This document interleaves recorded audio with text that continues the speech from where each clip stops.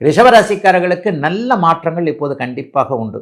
என்ன உண்டு அப்படின்னு பார்த்தீங்கன்னா, ரிஷபராசிக்காரர்களுக்கு இப்போ வந்து 3ஆம் இடத்துல 3 சுப கிரகங்கள் கூடக்கூடிய அமைப்பு, பாக்கியத்தை குரு பகவான் பார்க்கக்கூடிய அமைப்பு, ராசியிலேயே 7ஆம் அதிபதியான செவ்வாய் இருக்கக்கூடிய அமைப்பு, மிகப்பெரிய நல்ல பலன்களை செய்யக்கூடிய ஒரு யோகமான அமைப்பு. என்னங்க நடக்கும்?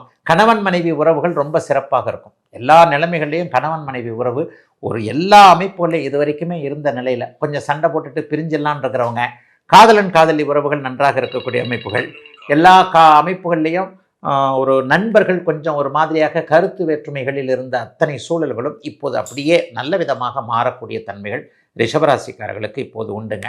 ரிஷபராசிக்காரர்கள் எல்லோருமே கொஞ்சம் கொடுத்து வச்சவங்கன்னு சொல்லுவேன். படிப்படியாக சில விஷயங்கள் உங்களுக்கு நல்லபடியாக நடக்கக்கூடிய தன்மை உண்டு. கடந்த காலத்தில் ஒரு 4-5 வருஷத்துக்கு முன்னாடி இருந்த சோதனை அமைப்புகள்லாம் இப்போது ரிஷபராசிக்காரர்களுக்கு சர்வ நிச்சயமாக இல்லை. எதிலும் ஒரு முன்னேற்றம் இருக்கக்கூடிய தன்மைகள் இருக்கும். புத பகவான்னு சொல்லப்படக்கூடிய 2-5ஆம் இடத்திற்கு அதிபதியான புதன் 4-3 ஆகிய இடங்கள்லையும் அப்படியே படிப்படியாக அப்படியே வக்கர நிலையில் கொஞ்சம் முன்ன பின்ன போய்கிட்டு வந்துக்கிட்டு இருப்பார்.